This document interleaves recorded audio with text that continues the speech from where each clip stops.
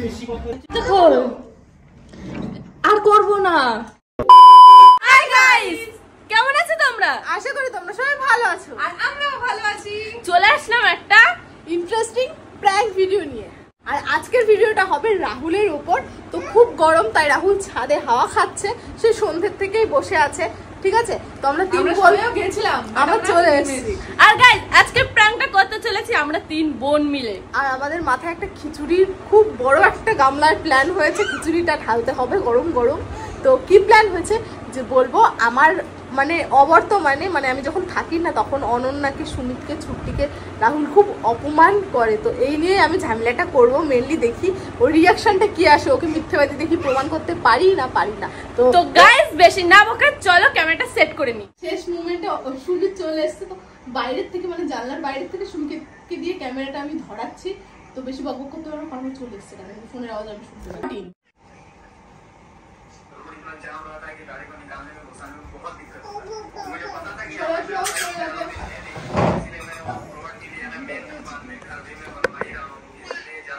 ফোনটা বন্ধ করে একটা কাজ জন্য নিশ্চয়ই তোকে ডেকে পাঠিয়েছি। ও হ্যাঁ বলো। বাড়িতে সারাদিন তাড়াহুড়ো করে ওনাকে ডাকতে পারলে বাড়িতে সারাদিন হচ্ছে ফোনের মধ্যে মুখ গুজে থাকিস, তার মানে এই না যে তোর মুখ চলেই না। আর ভোলা ভালা সাথে থাকিস মানে তার মানে তুই ভোলা ভালাও না। কি হয়েছে? কি করেছি? যারা কথা বলে, যারা মিনমিন করে, তারা বেশি শয়তান না। কি করেছি বলো? জানেই না কিছু। ছুট্টিকে, অনন্যাকে, সুমিতকে কি বলেছিস?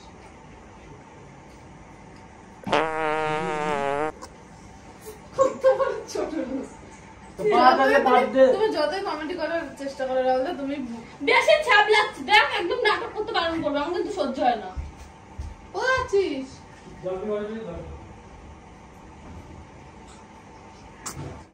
Sí, sí, sí.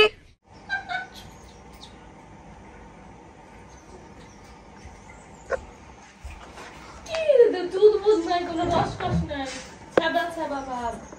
কি করেছি সেটা বল, ডাইরেক্ট বললাম যে এটা তুই করেছি। বুঝতে পারছিস না, তুই করেছিস, তুই বুঝতে, তোকে যখন অল্প করে বলছিস তুই নিশ্চয়ই বুঝতে পারছিস তুই কাজটা করেছিস। কি করেছি? কালকে যে বললে কি করেছি? দেখ মানে ভাব, তোর সামনে এমন একটা ভাব করে যেন ওরে বাপ রে, মানে আলাদাই একটা দুনিয়ার মানুষ। সেইভাবে আমার এতে একবারে তো বলতে পারে না। আমার বলে কি কালকে বলে কি বাড়ি গিয়ে এক সপ্তাহ থেকে আসো, এক সপ্তাহ না এক মাস। এই কথা আগে একদিন বলেছিস, আমি শুনেছি। তো ওর বিনা বসাতে রাগ করে বসে থাকে, তাই বলি যে যাও। তার জন্য তুই বলবি যে এক মাস গিয়ে থেকে আসো, কেন তোর চাল খেয়ে খেয়ে কি তোকে বিকারি করে দিচ্ছে? আমি শালির সাথে ছাড়াতে পারবো না। এটা ছাবলা না, ওর মন মেজে ওকে জিজ্ঞাসা করি যে কি হয়েছে কি হয়েছে, হঠাৎ করে মুড অফ হয়ে যায়। ওর ব্যাপারটা তো বাদ দিলাম, তোর এই ব্যাপারটা এটা তো সব ছাবলা না কথা। কি হয়েছে এই ব্যাপারটা কি বুঝলাম তো, বলো আমাকে। যে আমার 10,000 টাকা দিই, তুমি 25,000 টাকা দাও সংসার চালাতে প্রত্যেক মাসে, আমরা তিনজন। তো বুঝি, সব তো ক্লিয়ার করে বলার দরকার নেই, আমরা তো ফিটার খাই না, আমরা তো বুঝি কিছু।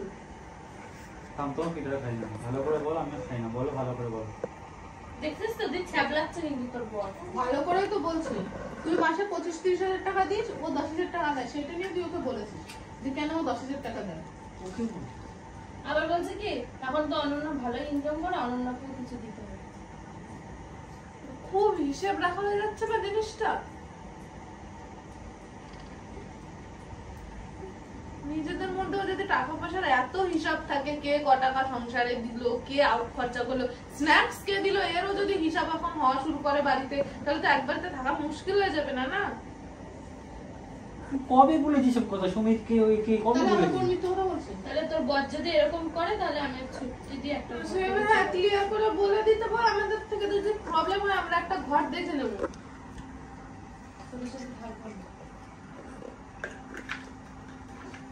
অনন্যা ইনকাম করে, ও এখন কিছুটা দিতে পারবে। কবে বলেছো কি তোমাকে? ये फंस गया सीएम। বলেছো, প্রায় বলো, মাঝে মাঝেই বলো, শুধু ডাইরেক্ট বলো না। এই যা কেন আসবে এরকম কথা? আমার কথা বিশ্বাস না হলে তুই সুমিতকে জিজ্ঞাসা করিস, যখন ওদের নিয়ে প্রবলেম তুই আমাকে ডাইরেক্ট বলতে পারতি, ওদের তো বলার কোনো দরকার ছিল না। আমার যদি প্রবলেমই হয় তাহলে আমি ডাইরেক্টই বলবো। আমি অনন্যা যদি কোনো কিছু করে ডাইরেক্ট অনন্যাকে বলি। তুই এই কথাগুলো কেন পেছনে বলছিস? আরে তুই আগের দিন কাকে যেন বলছিল সুমিত জানবে এখান থেকে ঢুকেছে ঘরে দিয়ে ছুটি দিতে বলছিল। বিশ্বাস করে আমি বলিনি, মা কালীর দিব্যি বলিনি সব কথা। তাহলে ওরা মিথ্যা কথা বলছে। আমরা তাই মিথ্যা কথা বলছি, সুমিত তো সুমিত নিশ্চয়ই না। কি হচ্ছে এগুলো? अरे कहना क्या चाहते हो? বলছি খারাপ লাগে না জিনিসটা? বাড়ি থেকে তো তোদের বাসায় এসেছিলাম, হ্যাঁ বিপদে যখন পড়ছি রাহুলদা টাকা দিয়ে হেল্প করেছে, আমি তো শোধ করছি না, তবুও যদি সমস্ত টাকা পয়সা নিয়ে শুনতে হয় তখন কেমন লাগে? আমি কি কোনোদিন বলেছি যে এত টাকা তোমার কাছে পাই আমরা টাকা নাটক করো না, বলেছো তুমি। নাটক করে তোর সামনে কোনোদিনও কিছু বলে না, জানি যখনই তুই না থাকিস সেই সময় একটু টাকা পয়সার হিসাব শুরু করে। অ্যাটলিস্ট তোর কাছ দিয়ে আমি এইটা আশা করি। তুই এইটাই ভালো করে জানি, যখন আমি ঘরে পুরো টানাটানি তখন সন্দীপের কাছে আমি টাকা ধার করে দিলাম, তাও আমি ছুট্টি করে টাকা চাইনি। তো তুই যখন তখন চাসনি তাহলে এখন কেন কথা বলে আসছিস? আমি তখন যখন চাইনি এখন কেন চাইবো? তুই যখন টাকাগুলো দিয়েছিস তুই তো ভালো করে জানছিস যে ও খুব তাড়াতাড়ি শোধ করতে পারবে না টাকাগুলো। আমি কি চেয়েছি আজ পর্যন্ত এসব কথা? কবে কার তুই চেয়েছিস বলেই তো বলছে। झूठ पे झूठ झूठ पे झूठ बोलती जा रही है, शर्म नहीं आती? ছুটি তুই প্রমাণ দিতে পারো বলেছি। আবার প্রমাণ কি? সে আমার মুখের কথাই যথেষ্ট, প্রমাণ দিতে হবে তোকে? আমি এতটা নিচে নিয়েছিস?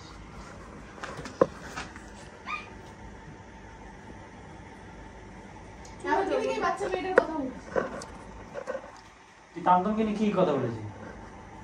দেখ ফালতু কথা তান্তমকে নিয়ে বলবি না, আগে তো বলে দিলাম। তুমি বলতে পারো আর আমরা বললে দোষ, তুমি লোকের কাছে বলবা। আমি ঘরের কথা লোককে বলে বেড়াবো? বলো তো। कैसा लगा मेरा मजाक? জানিস দি এই কথাটাও নাকি বলেছে একজনের কাছে যে মামের সব খরচা রাহুলদা দেয়, সব খরচা ওর স্যালারি থেকে শুরু করে ওর জামা কাপড় পর্যন্ত সব খরচা রাহুলদাই দেয়, আমরা দিই। এরকম এরকম খবরও এসছে কেন? তারা নিশ্চয়ই আমাকে মিথ্যে কথা বলেনি, যথেষ্ট বিশ্বস্ত লোক তারা। এইটুকু মেয়ের নামে তুই এরকম বললি? তুই তো নিজেই দায়িত্বটা নিয়েছিলিস। তান্তমকে নিয়ে কি কথা বলেছি? আরে দায়িত্ব নেওয়ার সময় সবাই বলতে পারে।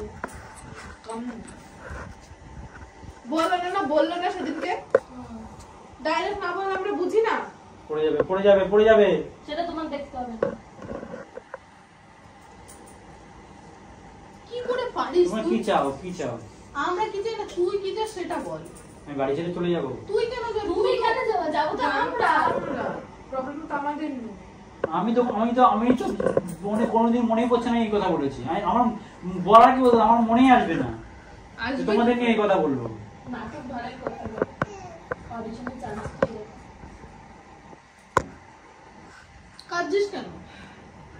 বাদ দে, সমস্ত বাদ দে। যেটা বলার জন্য আমি রাহুলদাকে ডাকা করালাম যে ঘর দেখতে আমি বলেছি, সুমিতকে বলেছি, ও বলেছে ওর এখানে সব বন্ধু বান্ধব আছে তাদের বলবে। আমি আর পাচ্ছি না এক বাড়িতে। বেশি কথা হচ্ছে না। এদিকে গায়ে হাত তুলতে পারবে? গায়ে হাত দিচ্ছে তোর বোন, হ্যাঁ? তুই আমার চোখের সামনে আমার বোনকে মারছিস? আমি কবে বলেছি?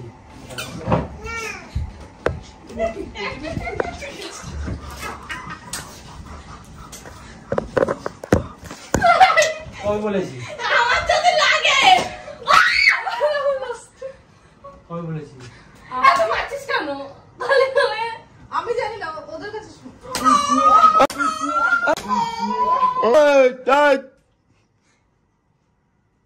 কি হচ্ছে এদিকে? মারছিস কেন?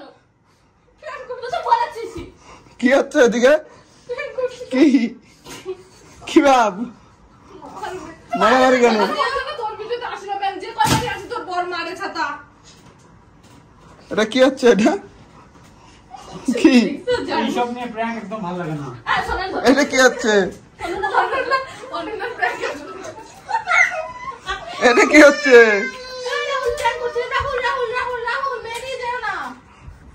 দেখি কি হয়েছে, দেখি। আমার মেয়েকে নিয়ে বহুত কিছু বলে যাও। দরজা খোল। আর করবো না।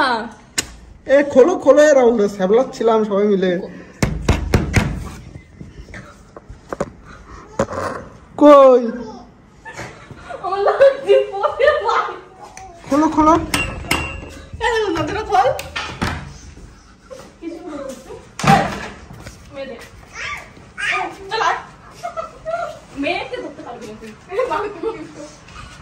মাথা খারাপ করে কে দেবে তুই এ মানে কেন তুই মা